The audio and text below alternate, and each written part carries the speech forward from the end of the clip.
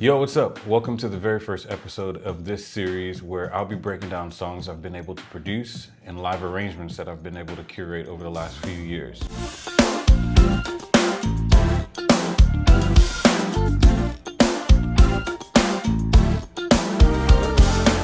Today's song that we're breaking down is a song of mine called Never Stop Loving You that I put out earlier this year. I was able to produce it, play drums, did all the keyboard programming, and I co-wrote it with my brother, Robert Angel. I'm gonna play a little bit of the song so you can hear the vibe of it. Life now is sweet and my joy is complete. It's by your grace I'm saved. Love came down and changed me. My heart you set free. Your spirit dwells in me. I'll never stop loving you. I'll never stop loving you. You give me joy. All right, that's all you get. We're just gonna focus on that much for right now. I'm using the stems from Never Stop Loving You. Shout out to Abel Orta Jr. who mixed the song. He did an incredible job. Did exactly what I was hoping. Let's start with the drum programming. Now, being a 90s baby, I grew up on 90s and 80s gospel music. They always had some dope loop that either started the song or was heavy in the song. Artists like John P. Key, Kirk Franklin, Fred Hammond, Donald Lawrence, they always had some just tough loop going. And I knew I wanted something like that in this song. When I first started writing the song, I just had,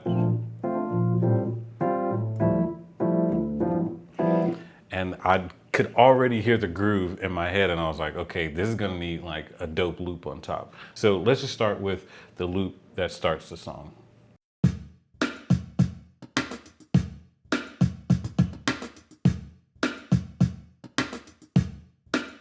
Also, along with this loop, I had some claps that was layered as well.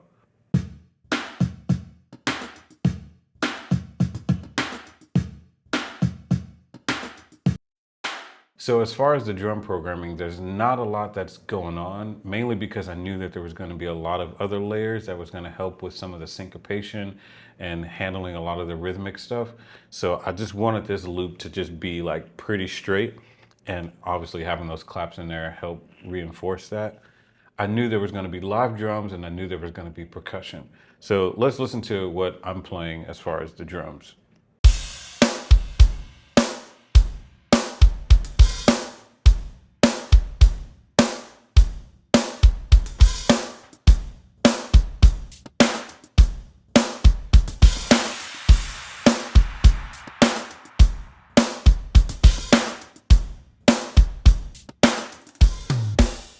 I'm staying pretty pocket because I want this to be just like straight ahead. I want people's head to be like bobbing. That was the goal and the idea when creating this foundation of this song. Another reason why I kept it so simple with the drum loop and the drums is because I knew I was gonna have live percussion on this. And I had to get the GOAT, Javier Solis. Shout out to Jav, he is fam. I've been knowing him since I was a teenager.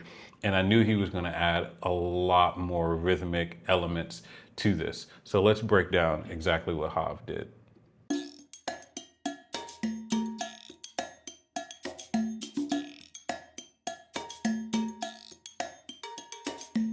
Let's go one by one and hear exactly the different layers of what he's doing.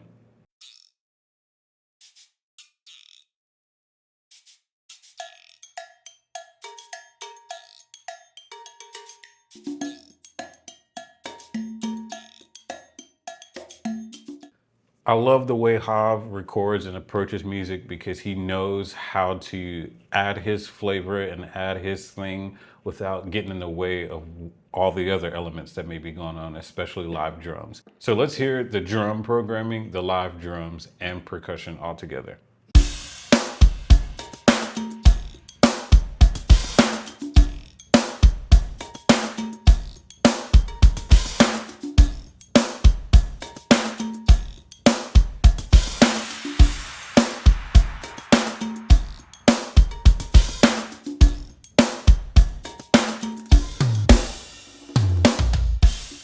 The second half of the song takes a completely different turn.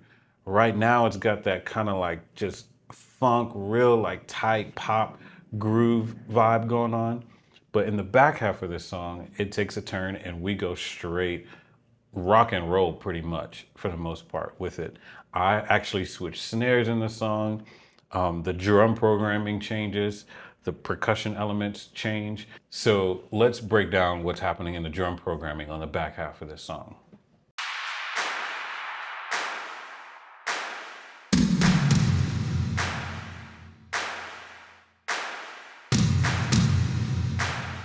The claps are no longer tight. They're more open and big and kind of like arena sounding, which is intentional because when I'm working on music, I'm always thinking about how is this gonna translate live. And then also you have these big kind of like 80s electric toms, and they really don't have a lot of tone to them, which is on purpose.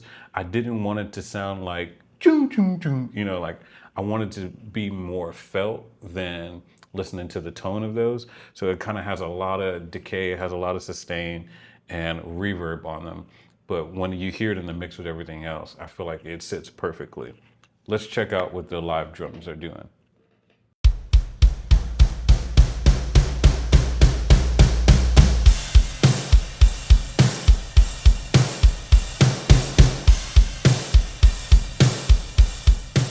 Again, just like with the drum programming, it is a completely different vibe. Before, there was a lot of space in the pattern that I was playing. Now with this back half, I'm driving the kick for the most part, crashing on the crash cymbal. The snare is fatter and bigger. The drums just sound beefier overall. And it's really helping to drive the back half of this song. Let's listen to what the percussion is doing.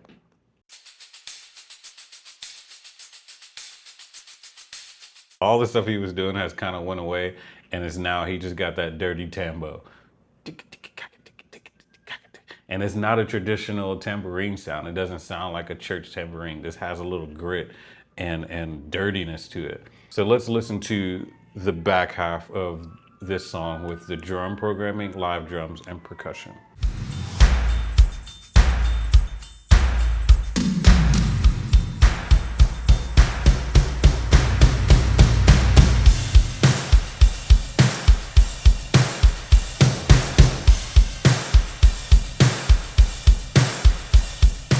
Everything in this song was extremely intentional.